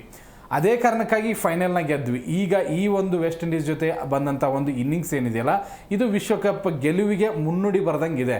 ಇನ್ನೂ 2 ಸ್ಟೆಪ್ ಇದೆ ನಮ್ಮದು, ಈಗಲೇ ಮುಗಿದಿಲ್ಲ. ಹೊಗಳಿ ಅಟ್ಟಕ್ಕೆ ಏರ್ಸೋದಕ್ಕಿಂತ ನೋಡಿ, ಕೆಲವೊಂದು ಸರಿ ಇಂಥ ಆಟ ಆಡಿದಾಗ ಹೊಗಳ್ಬೇಕು ಅನ್ಸುತ್ತೆ. ಯಾರಿಗೆ ಗೊತ್ತು, ಫೈನಲ್ನಲ್ಲಿ ಯಾರೋ ಒಬ್ರು ಇದಕ್ಕಿಂತ ಚೆನ್ನಾಗಿ ಆಡ್ಬೋದು, ಅವಾಗ ಅವ್ರನ್ನೂ ಹೊಗಳೋಣ. ಬಟ್ ಅದಕ್ಕಿಂತ ಮುಂಚೆ ಅಡಿಪಾಯ ಹಾಕಿಕೊಟ್ಟವ್ರು ಯಾರು ಅನ್ನೋದನ್ನು ನಾವು ನೆನಪಿಸ್ಕೊಳ್ಳೇಬೇಕು. ಅದಕ್ಕೋಸ್ಕರ ಅಷ್ಟು ಹೊಗಳಿಕೆ ಅವರಿಗೆ. ಈ ಒಂದು ಇನ್ನಿಂಗ್ಸ್ ಅವರ ಕೆರಿಯರ್ನ ಬಿಲ್ಡ್ ಮಾಡುತ್ತೆ. ಇದು IPLಗೂ ಕೂಡ ಸಹಾಯ ಆಗುತ್ತೆ. ಅದರ ಜೊತೆಗೆ ಅವ್ರ ಮುಂದಿನ 4-5 ಸರಣಿಗಳಲ್ಲಿ ಅದನ್ನು ಮುಂದಿಟ್ಕೊಂಡು ಹೋಗ್ಬೋದು ಅಂತ ನಾನು ಅನ್ಕೋತೀನಿ. ಎಸ್, ಇನ್ನು ಪ್ರೇಮ್ ಸರ್, ಸೂರ್ಯಕುಮಾರ್ ಅವರ ಕ್ಯಾಪ್ಟನ್ಸಿ ಬಗ್ಗೆ ಏನು ಹೇಳ್ತೀರಾ? ಒಂದು ಮೇಡಮ್, ಸೂರ್ಯಕುಮಾರ್ ಕ್ಯಾಪ್ಟನ್ಸಿ ಗೆಲುವಿನ ಓಟ. ತಂಡದ ಜೊತೆಗೆ ಈ ಹಿಂದೆ ಅಭಿಷೇಕ್ ಶರ್ಮಾ ಒಳ್ಳೆ ಲಯದಲ್ಲಿದ್ರು, ನಮಗೆ ವರುಣ್ ಚಕ್ರವರ್ತಿ ಒಳ್ಳೆ ಲಯದಲ್ಲಿ ಇರೋದ್ರಿಂದ ಸರಣಿಗಳನ್ನು ಗೆದ್ಕೊ ಬರ್ತಿದ್ದಾರೆ. ನೀವು ಅಕಾಡೆಮಿಕ್ ಇಯರ್ ಕಂಪ್ಲೀಟ್ಲಿ ಅವರು ನಂಬರ್ 1 T20 ಬ್ಯಾಟರ್ ಆಗಿರೋರು ಇವತ್ತು ಎಲ್ಲಿದ್ದಾರೆ. ಜೊತೆಗೆ ಇಲ್ಲೇ ನೋಡಿ, ನಿನ್ನೆನೆ ಒಂದು ಸ್ಪರ್ಧಾತ್ಮಕ ಮೊತ್ತ, ಅದರಲ್ಲೂ ಕೂಡ 195ನ ಚೇಸ್ ಮಾಡಬೇಕು ನೀವು ಸೂಪರ್ 8 ಹಂತದಲ್ಲಿ ಅಂತ ಹೇಳಿದಾಗ ಜವಾಬ್ದಾರಿಯುತವಾಗಿ ಆಡ್ಬೇಕಾಗಿತ್ತು. ನನಗೆ ಸಂಜು ಕ್ಯಾಪ್ಟನ್ ತರ ಕಾಣಿಸ್ತಾ ಇದ್ರು, ಸೂರ್ಯಕುಮಾರ್ ಉಡಾಫೆಗೆ ಆಡಿದ್ರು ಅಂತ ನಾನು ನಿನ್ನೆ ಹೇಳ್ತೀನಿ. ಏನ್ ಬೇಕಾದ್ರೂ ಆಗ್ಬೋದು. ಯಾಕಂತ ಹೇಳಿದ್ರೆ ನಿನ್ನೆ ಅಷ್ಟು ಚೆನ್ನಾಗಿ ಸೆಟ್ಲ್ ಆಗಿರೋ ಬ್ಯಾಟ್ಸ್ಮನ್ಗೆ ಇವರು ಸ್ಕ್ರೀಸ್ ರೊಟೇಟ್ ಮಾಡ್ಕೊಡ್ಬೇಕು, ಅಗತ್ಯ ಇಲ್ಲ, ನನ್ನ ಕೈಲಿ ಆಗ್ತಿಲ್ಲ ಅಂತ ಹೇಳಿದಾಗ ನೀನು ಹೊಡಿತಾ ಇದೆಯಾ ಹೊಡಿ ಅಂತಾದ್ರೂ ಒಂದು ಸ್ವಲ್ಪ ಪಾರ್ಟ್ನರ್ಶಿಪ್ ಮಾಡಲೇಬೇಕು. ಯಾಕಂತ ಹೇಳಿದ್ರೆ 3ನೇ ಕ್ರಮಾಂಕಕ್ಕೆ ಯಾರು ಆಟಗಾರ ಸಿಗ್ತಾ ಇಲ್ಲ. ಭಾರತಕ್ಕೆ ಸಚಿನ್ ಸೆಹ್ವಾಗ್ ನಂತರ ಓಪನಿಂಗ್ ಪೇರ್ನ ನಾವು ಹುಡುಕ್ತಾ ಇದ್ದೀವಿ. ಸೆಹ್ವಾಗ್ ಜೊತೆ ಒಂದಿಷ್ಟು ದಿನ ಗಂಭೀರ ಆಡಿದ್ರು. ನಂತರ ಧೋನಿ ಬಂದ ಮೇಲೆ ಅಲ್ಲೂ ಕೂಡ ಅದೇ ಹುಡುಕಾಟ ನಡೆಸಿ ನಾವು 6ನೇ ಕ್ರಮಾಂಕದಲ್ಲಿ ಆಡುವ ರೋಹಿತ್ ಶರ್ಮಾವನ್ನ ಓಪನಿಂಗ್ ಬಿಟ್ರು. ರೋಹಿತ್ ಶರ್ಮಾ ಜೊತೆ ಶಿಖರ್ ಧವನ್ ಓಪನರ್ ಆಗಿ left and write hand combination ಸ್ವಲ್ಪ ದಿನ ವರ್ಕ್ ಆಯ್ತು. ಅದಾದ್ಮೇಲೆ ಈಗ ಮತ್ತೆ ಅದೇ ಸ್ಟ್ರಗ್ಲಿಂಗ್ ನಡೀತಾ ಇದೆ. ಮತ್ತು 3ನೇ ಕ್ರಮಾಂಕ ಸಾರಿ ರಾಹುಲ್ ದ್ರಾವಿಡ್ ನಂತರ ಆ 3ನೇ ಕ್ರಮಾಂಕದಲ್ಲಿ ಭದ್ರವಾಗಿ ಆಡಿ ಅಲ್ಲಿನ ಒಂದು ಸಿಚುಯೇಷನ್ ನೋಡಿ ಆಟ ಆಡಿದ್ದೆ ನಮಗೆ ವಿರಾಟ್ ಕೊಹ್ಲಿ. ಅಲ್ಲೆಲ್ಲೂ ಕುತ್ತೇ ಬರಲಿಲ್ಲ. ಕೆಳ ಕ್ರಮಾಂಕದಲ್ಲಿ ಯಾವತ್ತೂ ತೊಂದರೆನೇ ಆಗದಾಗ ನೋಡ್ಕೊಂಡು ಹೋದ್ರು. ಅದು ಚೇಜಿಂಗ್ ಇರ್ಬೋದು ಅಥವಾ ಫಸ್ಟ್ ಮ್ಯಾಚೇ ಆಗಿರ್ಬೋದು, ನಾವು ಫಸ್ಟ್ ಆಟ ಆಡಿರ್ಬೋದು. ಈ ಹಂತದಲ್ಲಿ ಬಂದಿದ್ದು ತಿಲಕ್ ವರ್ಮನ ಎಕ್ಸ್ಪೆರಿಮೆಂಟ್ ಮಾಡಿದ್ರು. ತಿಲಕ್ ವರ್ಮ ವರ್ಕ್ ಆಗ್ತಿಲ್ಲ. ನಂತರ ನಾಯಕ ಸೂರ್ಯನೇ ಬರ್ತಾ ಇದ್ದಾರೆ. ಹಾರ್ದಿಕ್ ಪಾಂಡೆ ಗಪ್ತಿ ಆಡ್ಕೊಟ್ರು, ಅದು ವರ್ಕ್ ಆಗ್ಲಿಲ್ಲ. ಈಗ ಸೂರ್ಯನೇ ಬರ್ತಿದ್ದಾರೆ ಅಂತಂದಾಗ ನೀವು ಸಿಚುಯೇಷನ್ ನೋಡ್ಬೇಕಾ, ನೆಟ್ ರನ್ ರೇಟ್ ಏನಾದ್ರು ಒಂದು ಕುಸಿತ ಆಗಿದ್ಯಾ? ಇಲ್ಲ. ಯಾವುದೇ ಕಾರಣಕ್ಕೂ ಅವ್ರು ರನ್ ರೇಟ್ ಬೀಳ್ದೇನೆ ಆಟ ಆಡ್ಕೊಂಡು ಹೋಗ್ತಿದ್ದಾರೆ. ರಿಕ್ವೈರ್ಡ್ ರನ್ ರೇಟ್ ಎಷ್ಟು ಬೇಕಾಗಿತ್ತು? 10 ಪಾಯಿಂಟ್ ಇತ್ತು, 9 ಪಾಯಿಂಟ್ ಇತ್ತು. ಅದನ್ನ ಒಳಗೆ ತಗೊಂಬಂದ್ರು 9.58 ಏನೋ ಬೇಕಾಗಿತ್ತು. ಆದ್ರೆ ಕಂಪೇರಿಟಿವ್ಲಿ ವೆಸ್ಟ್ ಇಂಡೀಸ್ನ ಸ್ಕೋರ್ಗೂ ನಮಗೂ ನೋಡ್ತಾ ಹೋದ್ರೆ ನಿಜ 10 ಇತ್ತು, 10 ಆದ್ಮೇಲೆ 20 ಹೆಚ್ಚಾಗ್ತಾ ಬರ್ತಾ ಇದೆ. ಈ ಹಂತಕ್ಕೆ ಇರ್ಬೇಕಾದ್ರೆ ಟೆನ್ಷನ್ ಆಗುವಂತ ಅಗತ್ಯ ಏನಿದೆ ಒಬ್ಬ ನಾಯಕನಿಗೆ? ಒಂದು ಪ್ರೆಸ್ ಮೀಟ್ ಅಲ್ಲಿ ನೀವು ಜಾಲಿಯಾಗಿ ಮಾತಾಡೋಕಿನ್ನ ಗ್ರೌಂಡ್ ಅಲ್ಲಿ ಜಾಲಿಯಾಗಿರ್ಬೇಕು ಅಂತ ನನ್ನ ಅಭಿಪ್ರಾಯ. ತುಂಬಾ ಚೆನ್ನಾಗಿ ಸೆಟ್ಲ್ ಆಗಿರೋ ಆಟಗಾರ ಇದ್ದಾಗ ನೋಡಿ, ಶಾಯ್ ಹೋಪ್ ಎಷ್ಟು ಬುದ್ಧಿವಂತಿಕೆಯಿಂದ ಆಡ್ತಾ ಇದ್ರೆ ಅಂದ್ರೆ ನೀವು ನಿನ್ನೆ ನೋಡ್ತಾ ಇದ್ರೆ ಗೊತ್ತಾಗತ್ತೆ. ಈಸಿಯಾಗಿ ಸ್ಕ್ರೀಜ್ ರೋಟೇಟ್ ಮಾಡಿ ಚೇಸ್ ಹೊಡಿತಾ ಇದ್ದಾರೆ, ಅವ್ರ ಹತ್ರ ಹೊಡಿಸ್ತಾ ಇದ್ದಾರೆ. ವೆಸ್ಟ್ ಇಂಡೀಸ್ ಬ್ರಹ್ಮಾಸ್ತ್ರ ಅಂತ ಹೇಳಿದ್ರೇನೆ ಗುಡುಕೇಶಿ ಏನು ಮೋಟಿ ಇದಾರಲ್ಲ ಅವ್ರನ್ನ ತಗೊಂಡ್ಬಂದಿದ್ರು. ಅದಾದ್ಮೇಲೆ ಅಖಿಲ್ನ ಸ್ಪಿನ್ನರ್ ಅಸ್ತ್ರವಾಗಿ ಇಟ್ಕೊಂಡ್ಬಂದು ಆಟ ಆಡ್ಸ್ಬೇಕಂತ ಇತ್ತು. ಸಂಜು ತುಂಬಾ ಚೆನ್ನಾಗಿ ರೀಡ್ ಮಾಡಿದ್ರು. ಅವ್ರಿಬ್ರಿಗೆ ಅದೇನೋ ಹೇಳ್ತಾರಲ್ಲ, ಪಾಟೀಲ್ ಶೆಲ್ಲ ಹೇಳಿದ್ರೆ ನಾಯಿ ಹೊಡೆದಂಗೆ ಹೊಡೆದ್ರು ಅಂತ, ಆ ರೇಂಜಲ್ಲಿ ಆಡಿದ್ರು ಅವರು. ಅವಾಗ ಏನಾಯ್ತು, ಅವ್ರ ಪ್ಲಾನ್ ಉಲ್ಟಾ ಆಗೋಯ್ತು. ಅಗೇನ್ ಯಾವ ಬೌಲರ್ ಇಲ್ಲ ಅವ್ರ ಹತ್ರ. ಇನ್ನು ಅನುಭವಿ ಅಂದ್ರೆ ಜೇಸನ್ ಹೋಲ್ಡರ್ ತಗೊಂಡ್ಬಂದ್ಬಿಟ್ರು. ಇವ್ರು ಬೇಕಾಬಿಟ್ಟಿ ವಿಕೆಟ್ ಕೊಟ್ರು. ಅದೇ ಹೋಲ್ಡರ್ ಇನ್ನಿಂಗ್ಸ್ ಹೇಗೆ ಬಿಲ್ಡ್ ಮಾಡಿದ್ರು ಆ ಹಿಂದಿನ ಮ್ಯಾಚ್ ಅಲ್ಲಿ, ಅವೆಲ್ಲವೂ ಆನ್ ಫೀಲ್ಡ್ ಅಲ್ಲಿ ಸೂರ್ಯ ಪಾಠ ಕಲ್ಕೋಬೇಕು. ನಿಜ ಗೆಲುವಿನ ಕುದುರೆಗೆ ಒಂದು 4 ಜಾಕಿ ಇಟ್ಕೊಂಡು ಗೆದ್ದಿದ್ಯಾ ಅಂದಾಗ ಕ್ಯಾಪ್ಟನ್ ಕ್ರೆಡಿಟ್ ಬಂದಿದೆ. ವೈಯಕ್ತಿಕವಾಗಿ ನೀನೇನು ಸ್ಕೋರ್ ಕೊಡ್ತಾ ಇದೆ? ಅದೇ ಹ್ಯಾರಿ ಬ್ರೂಕ್ ನೋಡಿ, ಸಂಕಷ್ಟ 3 ವಿಕೆಟ್ ಹೋಯ್ತು ಅಂತ ಹೇಳಿದ್ರೆ ಅಲ್ಲಿ ನಿಂತ್ಕೊಂಡು ಆತ 100 ಬಾರಿಸ್ತಾನೆ. ಅದು ನಿಜವಾದ ಕ್ಯಾಪ್ಟನ್ಸಿ. ಅದು ಕೂಡ ನಿನಗೆ ಪ್ರೇಮದಾಸ ಅಂತ ಸ್ಟೇಡಿಯಂ ಅಲ್ಲಿ ಆಡ್ಬೇಕಾದ್ರೆ ಸ್ಪಿನ್ ಟ್ರ್ಯಾಕ್ ಅಲ್ಲಿ ವಿಕೆಟ್ ಬೀಳ್ತಾ ಇದೆ ಅಂದಾಗ ಬೌಲರ್ ಜೊತೆಗೆ ಮ್ಯಾಚ್ ವಿನ್ ಮಾಡಿಸ್ತಾನಲ್ಲ, ಅದು ನಿಜವಾದ ನಾಯಕತ್ವ. ಹಾಗಾಗಿ ನೀವು ಸಿಚುಯೇಷನ್ ಆಡ್ಬೇಕಾಗುತ್ತೆ. ಚೇಂಜಿಂಗ್ ಅಂತ ಬಂದಾಗ ವಿರಾಟ್ ಕೊಹ್ಲಿ ಅದನ್ನೇ ಮಾಡ್ತಿದ್ರು. ಮಧ್ಯೆ ಸೆಲೆಬ್ರೇಷನ್ ಮಾಡ್ತಾ ಇರಲಿಲ್ಲ, ಸ್ಕೋರ್ನ ಡೌನ್ ಮಾಡ್ತಾ ಬೌಲರ್ಗಳ ಮನಸ್ಥಿತಿಯನ್ನ ಡೌನ್ ಮಾಡಿ ಕೊನೆಗೆ ಅವರ ಪ್ರೆಸ್ಟೇಷನ್ ಆಚೆ ಹಾಕ್ತಾ ಇದ್ರು. ಹಾಗಾಗಿ ನಾವು ಸುದ್ದಿಗೋಷ್ಠಿಗೆ ಸೀಮಿತ ಆಗಿದೆ. ಆನ್ ಗ್ರೌಂಡ್ ಅಲ್ಲಿ ಒಂದಿಷ್ಟು ಹುಡುಗರಿಗೆ ರೆಕಾರ್ಡ್ ಕೊಡ್ಬೇಕು. ನೀನು ತಿಲಕ್ ವರ್ಮಾ ಬೇಗ ಔಟ್ ಆಗ್ತಾರೆ ಅಥವಾ ನಿಮಗೆ ಶಿವಮ್ ದುಬೆ ಬೇಗ ಔಟ್ ಆಗ್ತಾರೆ ಅನ್ನುವ ಟೀಕೆ ಮಾಡ್ಲಿಕ್ಕೆ ನಾಯಕನ ಕೊಡುಗೆ ಏನು ಅಂತ ನೋಡ್ಬೇಕಾಗತ್ತೆ. ಗೆದ್ದಿರೋದಕ್ಕೆ ಯಾರೋ ಒಬ್ರು ಕ್ರೆಡಿಟ್ ಸಿಗ್ತಾ ಇದೆ. ವಿನಃ ನೀವು ಏನ್ ಮಾಡ್ತಿದ್ರಿ ಅನ್ನೋದನ್ನ ನೆಕ್ಸ್ಟ್ ಮುಂದಿನ ಪಂದ್ಯಗಳಲ್ಲಿ ತಿದ್ಕೊಳ್ಳೇಬೇಕು ಸೂರ್ಯ. ಯಾಕಂದ್ರೆ 3ನೇ ಕ್ರಮಾಂಕ 4ನೇ ಕ್ರಮಾಂಕದಲ್ಲಿ ಒದ್ದಾಡ್ತಿದ್ದಾರೆ. ಫಿನಿಷರ್ ಆಗಿ ಬಂದ ಹಾರ್ದಿಕ್ ಪಾಂಡ್ಯ ಒಂದು ಬೌಂಡ್ರಿ ಬಾರಿಸ್ಲಿಕ್ಕೆ ಆಗ್ತಿಲ್ಲ. ನಂತರ ಶಿವಮ್ ದುಬೆ ಲೀಲಾಜಲವಾಗಿ ಅಲ್ಲಿ ಬೋರ್ ಹೊಡಿತಾರೆ. ಹಾರ್ದಿಕ್ ಪಾಂಡ್ಯ ನನ್ಗೆ ಅನ್ಸುತ್ತಾ ಇತ್ತು ಏನಾದ್ರೂ ಸಂಜು ಔಟ್ ಆಗ್ಬಿಟ್ರೆ ಮಿಸ್ ಆಗಿ ಕಷ್ಟನೇ ಇತ್ತು ಲಾಸ್ಟ್ ಓವರ್. ಅಂತ ಸಿಚುಯೇಷನ್ ಹಾರ್ದಿಕ್ ಪಾಂಡ್ಯ ಹೇಳ್ಕೊಂಡ್ಬಂದ್ರು. ಹಾಗಾಗಿ ಡೌನ್ ಆರ್ಡರ್ ಕಷ್ಟ ಇದ್ದಾಗ ನಮಗೆ ಯಾರೋ ವಿರಾಟ್ ಕೊಹ್ಲಿ ಇದಾರೆ, ಇದಾರೆ, ನಾವು ಹೋಗ್ಬಿಡೋಣ ಅನ್ನೋ ಅಷ್ಟು ಈಜಿನೇ ಇಲ್ಲ. ರೋಹಿತ್ ಶರ್ಮಾ ಇದಾರಪ್ಪ, ಅವ್ರೇನೋ ಆಡ್ತಿದ್ದಾರೆ, ಫಿನಿಶ್ ಮಾಡ್ಬಿಡ್ತಾರೆ ಅನ್ನಕ್ಕಾಗಲ್ಲ. ಹಾಗಾಗಿ ಸೂರ್ಯ ಅವರೆಲ್ಲರ ಗರಡಿಲಿ ಪಳಗಿದ್ದಾರೆ. ಚೇಂಜಿಂಗ್ ಅಂತ ಬಂದಾಗ 100% ಆ ಥರ ನರ್ವಸ್ ಆಗ್ತಾರೆ. ಏನ್ ಮಾಡ್ಬೇಕು ಗೊತ್ತಾಗಲ್ಲ. 1-2 ಶಾಟ್ ಕವರ್ ಮೇಲೆ ಆಡಕ್ ಟ್ರೈ ಮಾಡ್ತಾರೆ. ಅದಾಗಿಲ್ಲ ಅಂತ ಹೇಳಿದಾಗ ಯಾವ್ದೋ ಒಂದ್ ಕಡೆ ಹೊಡೆದ್ಬಿಟ್ಟು ಔಟ್ ಆಗ್ಬಿಡ್ತಾರೆ. ಅವರು ತಿದ್ಕೋಬೇಕು. ಅವರು ತಿದ್ಕೊಂಡು ಜವಾಬ್ದಾರಿತ್ವವಾಗಿ ಆಡಿದ್ರೆ ಹಿಂದಿರೋ ಯಂಗ್ ಟೀಮು ಎಲ್ಲ ರೆಡಿ ಆಗ್ಬಿಡುತ್ತೆ ಅಂತ ನನ್ನ ಅಭಿಪ್ರಾಯ. ಓಕೆ ಪಾಟೀಲ್ ಸರ್, ಇನ್ನು ಕೊನೆಯದಾಗಿ ವೆಸ್ಟ್ ಇಂಡೀಸ್ ಎಲ್ಲಿ ಎಡುತ್ತು ಅಂತ ಚಿಕ್ಕದಾಗಿ ಹೇಳೋದಾದ್ರೆ? ಇಡನ್ ಗಾರ್ಡನ್ ಅಲ್ಲೇ ಎಡವಿದ್ರು. ಯಾಕಂದ್ರೆ ಇಡನ್ ಗಾರ್ಡನ್ ಅವ್ರಿಗೆ ಫೇವ್ರೇಟ್ ಫಿಚ್. ಅದ್ರಲ್ಲೂ ಕೂಡ ಅಲ್ಲಿ ಒಂದು ಕೂಡ ಸೋತಿರ್ಲಿಲ್ಲ. ಟಾಸ್ ಸೋತಾಗಂತೂ ಇನ್ನೂ ದೊಡ್ಡದಾಗಿ ಎಡವಿದ್ರು. ಯಾಕಂದ್ರೆ ಗೊತ್ತಿತ್ತು ಟಾಸ್ ಗೆದ್ದವರು ಒಂದು ಸ್ವಲ್ಪ ಮ್ಯಾಚ್ ಗೆಲ್ತಾರೆ ಅನ್ನೋದು ಗೊತ್ತಿತ್ತು. ಮತ್ತು ಅವ್ರದ್ದು ಎಲ್ಲೂ ಕೂಡ ನನಗೆ ಪ್ರಾಬ್ಲಮ್ ಮಾಡ್ಕೊಂಡ್ರು ಅಂತ ಅನಿಸ್ಲಿಲ್ಲ. ರನ್ನು ತುಂಬ ಚೆನ್ನಾಗಿ ಹೊಡೆದ್ರು. ಅದ್ರ ಜೊತೆಗೆ ಕೆಲವೊಂದು ಬಾಲಿಂಗ್ ಎಡವಟ್ಟು ಅಂತಲೂ ಹೇಳೋಕ್ಕಾಗಲ್ಲ. ಯಾಕಂದರೆ ಇಬ್ಬನಿ ಬಿದ್ದಿತ್ತು, ಕಂಟ್ರೋಲ್ ಮಾಡೋಕ್ಕೆ ಆಗ್ತಿರಲಿಲ್ಲ. ಸ್ಟ್ರೇಟ್ ಬಾಲ್ ಇತ್ತು, ಸ್ವಿಂಗ್ ಆಗ್ತಾ ಇರಲಿಲ್ಲ, ಸ್ಪಿನ್ ವರ್ಕೌಟ್ ಆಗ್ತಾ ಇರಲಿಲ್ಲ. ಅಂಥದ್ರಲ್ಲಿ ಏನೂ ಮಾಡೋದಕ್ಕಾಗಲ್ಲ. ಅದೇ ಕಾರಣಕ್ಕಾಗಿ ಎಡವಿ ಸೋತರು. ಬಟ್ ವೆಸ್ಟ್ ಇಂಡೀಸ್ ಒಂದು ಒಳ್ಳೆ ಕಾಂಪಿಟೇಷನ್ ಕೊಡುತ್ತೆ ಅಂತ ಹೇಳಿ ಭರವಸೆ ಇತ್ತು. ಅದನ್ನು ಕೊಟ್ಟರು ಅನ್ನುವಂಥದ್ದು ಖುಷಿ ಖಂಡಿತವಾಗ್ಲೂ ಇದೆ. ಓಕೆ ಸರ್, ಇನ್ನು ಇಷ್ಟೊತ್ತು ನಮ್ಮ ಡಿಸ್ಕಷನ್ಲಿ ಭಾಗಿಯಾಗಿದ್ದಕ್ಕೆ thank you so much. Thank you. Yes, Bharat super 8ನಲ್ಲಿ ಗೆದ್ದು ಸೆಮಿಫೈನಲ್ಸ್ಗೆ ಎಂಟ್ರಿ ಕೊಟ್ಟಿದೆ. ಇದೇ 5ನೇ ತಾರೀಕು ಭಾರತ ಹಾಗೂ ಇಂಗ್ಲೆಂಡ್ ಮುಖಾಮುಖಿ ಆಗುತ್ತೆ. ಇದಾಗಿತ್ತು ಇವತ್ತಿನ ವಿಶೇಷ. ನೋಡ್ತಾ ಇರಿ ಜಿ ಕನ್ನಡ ನ್ಯೂಸ್, ಸತ್ಯವೇ ಸುದ್ದಿಯ ಜೀವಾಳ.